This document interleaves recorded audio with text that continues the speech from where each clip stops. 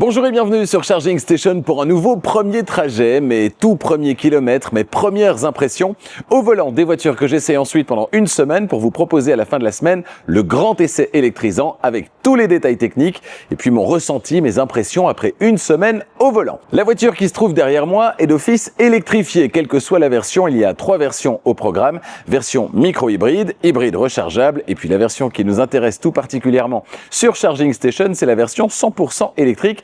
Cette voiture, c'est la Jeep Compass. Je vous propose de faire un petit tour à l'extérieur. On va s'intéresser au coffre, aux places arrière, le tableau de bord. Il y a pas mal de choses à dire. Et puis mes impressions durant quelques dizaines de kilomètres. Vous vivez avec moi ce premier trajet. Premier trajet avec Coyote. À vos côtés sur la route pour votre premier trajet et tous les autres. Extérieurement, dites-moi ce que vous en pensez dans les commentaires. Je trouve que cette voiture respecte bien les codes de la marque Jeep, à l'avant évidemment, avec notamment ces 7 petites barres ici, caractéristiques des calandres de chez Jeep, avec cette signature lumineuse, vous le voyez, entre les feux via des petits traits horizontaux. Je trouve ça vraiment sympa. Il y a pas mal de petits détails aussi, on les découvrira certainement là tout de suite. Et puis bien sûr, dans le grand essai, les petits détails à l'extérieur qui sont assez sympathiques. La calandre de la Jeep d'antan, la Willys qui se trouve ici. Encore une Jeep ici en mode camping au pied du pare-brise, avec d'ailleurs, vous le voyez, un montant ici qui est mat, qui contraste avec le montant supérieur qui est brillant. Un petit Jeep ici en dessous, du Jeep encore à l'arrière ici au niveau des feux et le logo à l'arrière qui est illuminé. Voilà ce que ça donne si je m'éloigne un petit peu. Tout ça est très carré, ça fait très robuste, très aventure. Franchement, quel que soit l'angle depuis lequel je regarde cette voiture, je trouve que le dessin est particulièrement réussi. Franchement, ça donne super bien. Dites-moi ce que vous en pensez dans les commentaires. Et puis, on va s'intéresser maintenant au coffre puisqu'on est ici à l'arrière. L'ouverture, ça ne se passe pas ici sous le logo. Non, c'est plus bas, ici. Ouverture électrique avec, vous le voyez, une banquette fractionnable 40-20-40. Ça, c'est très bien pour avoir 2 vraies places utilisables. Quand on a la place centrale qui est rabattue pour transporter les objets longs, par exemple. Un coffre qui paraît assez vaste. On verra ça dans le grand essai. Et puis, on a surtout un sous-coffre ici qui est très vaste lui aussi. Donc, si on retire le plancher du coffre, on a quelque chose quand même d'assez convaincant en termes d'espace disponible. Voilà qui est plutôt sympa. Évidemment, sur cette voiture, on a des poignées classiques. On imagine mal des poignées affleurantes sur ce type de véhicule. La robustesse jusque dans les poignées. Et puis à l'intérieur, là aussi, il y aura pas mal de choses à dire. Ici, en lieu et place des tapis de sol, mais j'imagine que des tapis sont disponibles, eh bien, on a cette grande protection en caoutchouc. C'est là qu'on constate que la partie centrale est légèrement surélevée, mais on peut considérer tout de même qu'on a un plancher plat. On verra ça à l'usage cette semaine également. J'ai réglé le siège avant pour mon 1m90, mon 1m90. Alors ça rentre tout juste. Voilà, tout juste. J'ai un doigt entre les genoux et le siège avant. Par contre, en hauteur, j'ai un petit peu la tête dans le toit, donc ça, c'est pas très agréable. Et puis, j'ai les cuisses qui, vous le voyez, ne reposent pas vraiment sur la banquette. J'ai les genoux assez hauts, ce qui n'est pas très agréable non plus. Donc, de la place ici à l'arrière, compte tenu du gabarit de ce véhicule, il pourrait y en avoir un petit peu plus. Moi, à l'avant, je vois qu'il y a un volant qui a l'air de me plaire énormément parce qu'il est très épais et j'adore les volants épais. Allez, venez, je vous y emmène. À l'avant, pas mal de petites choses à dire, notamment que l'univers baroudeur, rugueux se retrouve également. Alors on a notamment ici, vous voyez un décor ici à l'intérieur. Si je descends, je sais pas si on va bien le voir, mais ici au niveau des tapis de sol, on a du relief également. On a un écran central qui est très horizontal, très grand, qui je trouve s'intègre très bien dans cette planche de bord. Ici la ventilation, ici la partie connectique, la petite clé ici. Là on a un vide-poche et également les porte-gobelets. Alors ici, l'univers baroudeur, évidemment, avec le Select Terrain qu'on va retrouver ici, qui va permettre de choisir, voilà, sport, auto, neige ou bien sable et boue. On va se mettre en automatique, voilà. Ici, le sélecteur de sens de marche, le frein de parking électrique et toujours du petit Jeep un petit peu partout. Ici, emplacement pour le téléphone, la coudoir centrale avec ce qu'on retrouve à l'intérieur. Voilà, on détaillera tout ça dans le grand essai. Ils ont mis du Jeep aussi sur les sièges. Voilà, dites-moi comment vous les trouvez, ces sièges. Derrière le volant, un affichage tête haute, ensuite un écran instrument, et puis ici le volant que je trouve vraiment sympa, très très chouette, et on a des surfaces mates, vous voyez.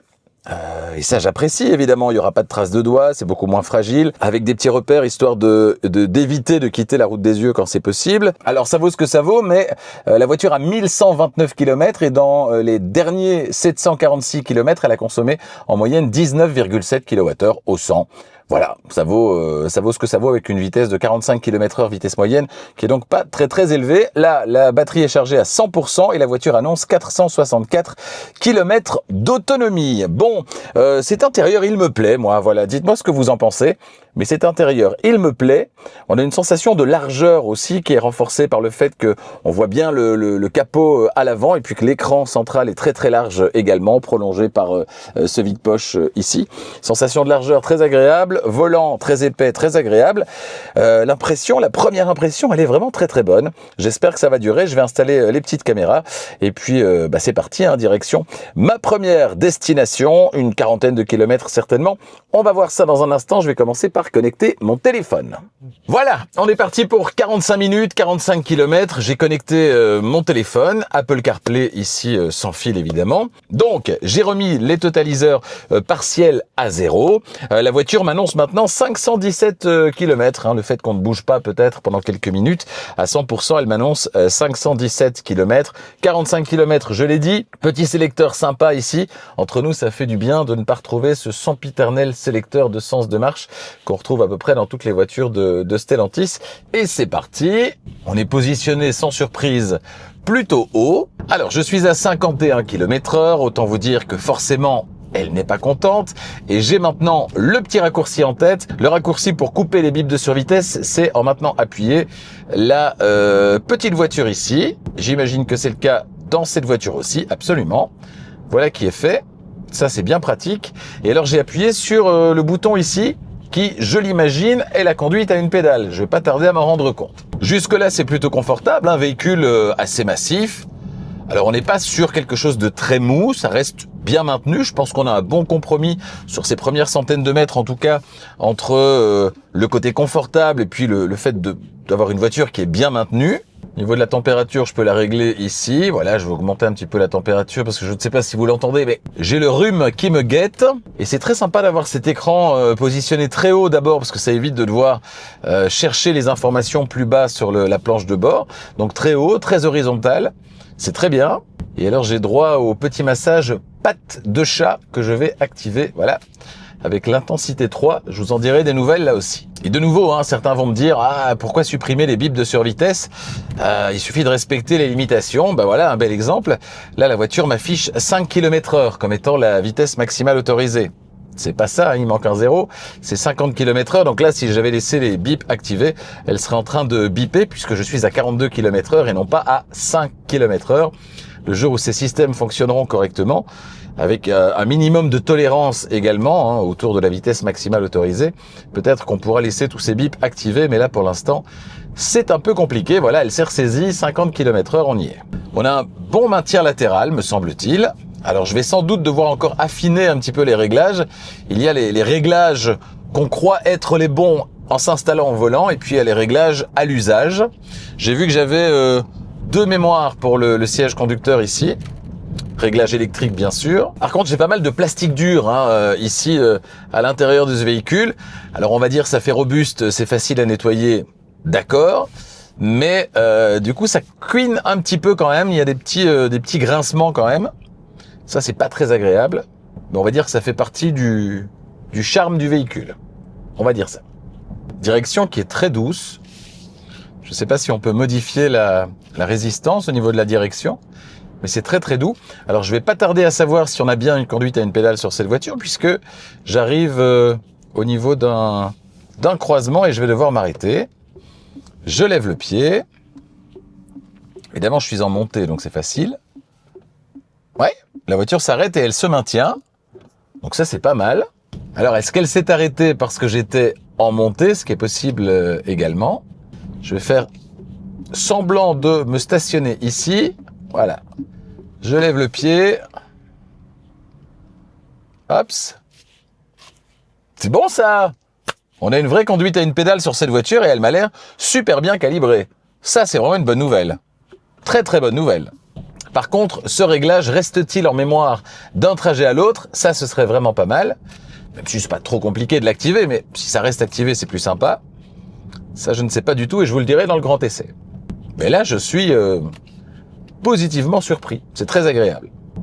Et puis, on est dans un véhicule de Stellantis où, bien sûr, il y a le menu de Stellantis ici qu'on reconnaît, mais globalement, il y a quand même peu d'éléments de Stellantis, en tout cas identifiables facilement. Et donc, j'ai quand même plus l'impression d'être dans un véhicule qui a sa propre personnalité plutôt que dans une énième déclinaison d'un véhicule de Stellantis. Donc ça fait plaisir aussi. Allez, on va accélérer un petit peu. Changement de vitesse maximale autorisée. Elle est très volontaire, hein. Alors, j'ai pas le nombre exact de chevaux, hein, je vous dirai ça dans le grand essai. Mais en tout cas, ce que je peux vous dire, c'est que c'est largement suffisant et certainement dans le cadre d'une utilisation familiale et plus si affinité. Là, je suis sur 3 petits triangles. Si je lève le pied, ça ralentit, mais pas si fort que ça. Donc ça, si c'est le mode de ralentissement maximum sans la conduite à une pédale, ça ralentit pas si fort que ça. Et là, je crois que elle ne s'arrête pas. Le compteur de vitesse m'indique 0, mais elle n'est pas tout à fait à l'arrêt. Un petit triangle, je lève le pied, ça ralentit très légèrement, mais on est plus sur de la roue libre. 2, ce sera donc intermédiaire. Et 3, ça ralentit davantage, mais ça ralentit beaucoup moins que cette fameuse conduite à une pédale que j'adore et qui est donc directement accessible sur le tableau de bord.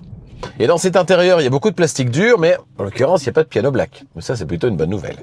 Au niveau des petits couinements, ça couine un petit peu ici à l'arrière du volant, ce qui est un peu désagréable. Alors bien sûr, si j'avais un peu de musique, je l'entendrais sans doute beaucoup moins, mais voilà, c'est pas très agréable. Et puis la voiture, elle est neuve, 1140 km. Si ça couine déjà un petit peu au bout de 1140 km, qu'est-ce que ce sera à 100 000 km?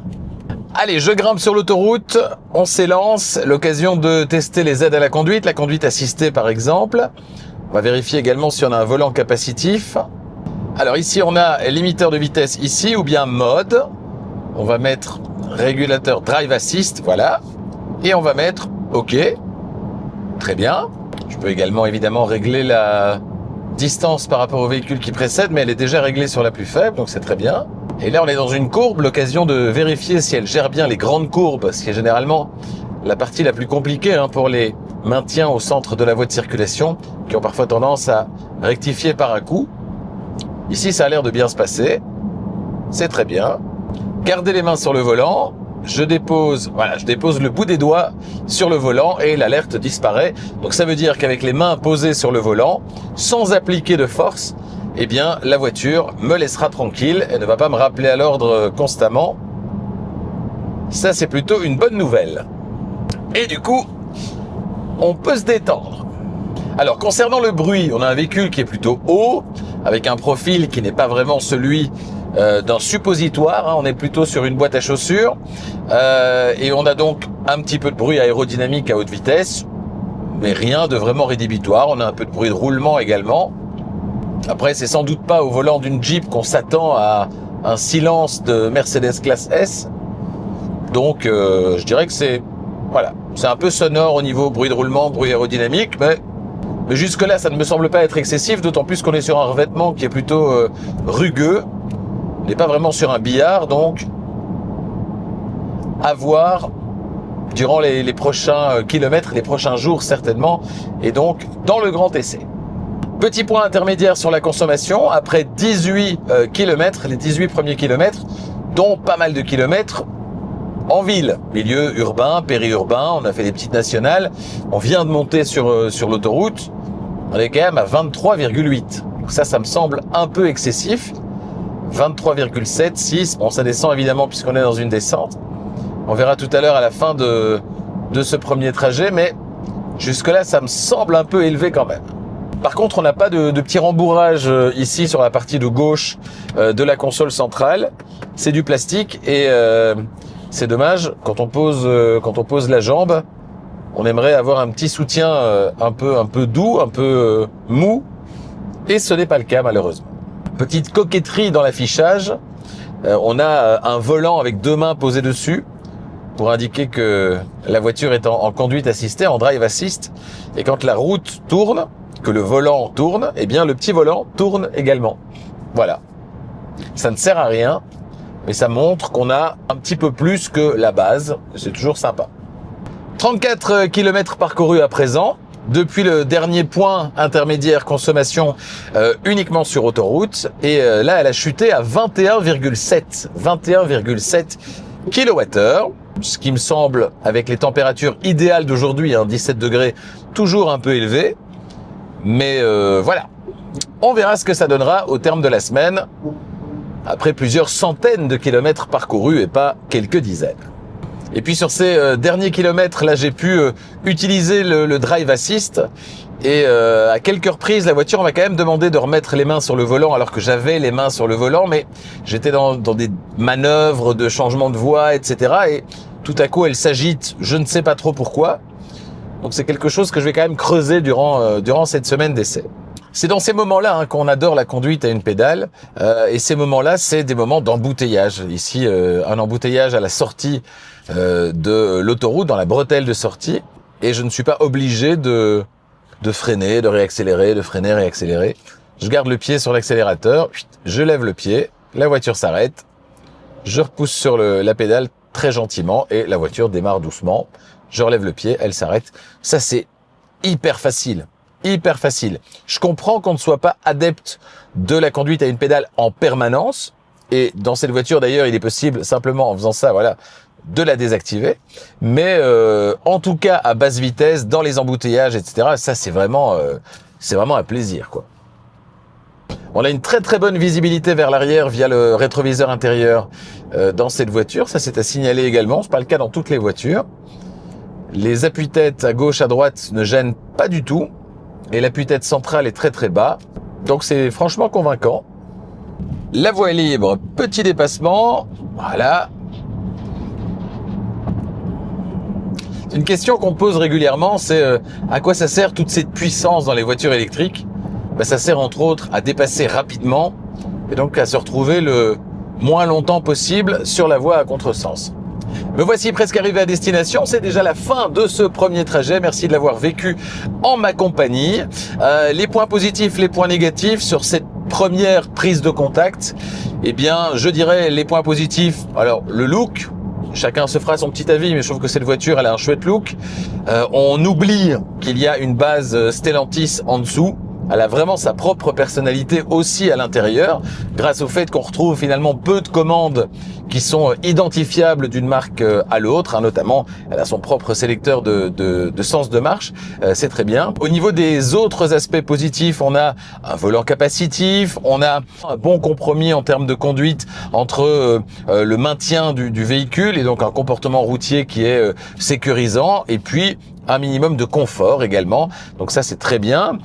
Ensuite, l'intégration ici sur le grand écran de Apple CarPlay, Android Auto, ça fonctionne bien, ça donne accès à d'autres fonctions immédiates, comme ici par exemple le massage pour le conducteur, le passager, c'est très très chouette. On a un bon maintien latéral également, c'est très sympa, certainement si vous faites un petit peu pas dire du tout-terrain, mais certainement du tout-chemin à bord de ce véhicule.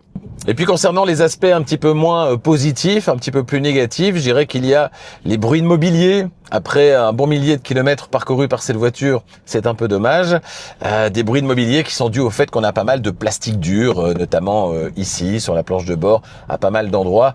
Ça, voilà, on va dire ça colle bien au côté baroudeur de Jeep. C'est facile à nettoyer, l'entretien, etc. Ok. Mais d'un autre côté, c'est vrai que si ça couine déjà après un bon millier de kilomètres, qu'est-ce que ce sera quand elle aura 50 000 ou 100 000 kilomètres? Ça, c'est pas génial.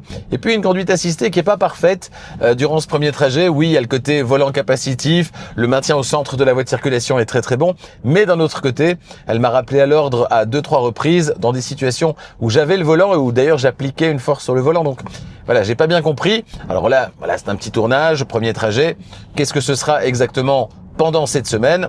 On va attendre de voir pendant cette semaine ce que cette voiture propose en conditions de circulation tout à fait normales et pas en étant en train de faire une vidéo. Première impression très positive finalement au volant de cette voiture. Est-ce que je serai toujours aussi convaincu au terme d'une semaine à son volant? Eh bien la réponse dans le grand essai qui sortira dans quelques jours. En attendant, n'hésitez pas à vous abonner à Charging Station si ce n'est pas déjà fait et n'oubliez pas d'activer la clochette des notifications pour être prévenu dès qu'une nouvelle vidéo électrisante est disponible. N'hésitez pas à partager également cette vidéo, ça aide à faire grandir la chaîne, tout comme le fait d'ailleurs de mettre un petit pouce, ça fait plaisir à toute l'équipe. Merci de votre fidélité et à bientôt.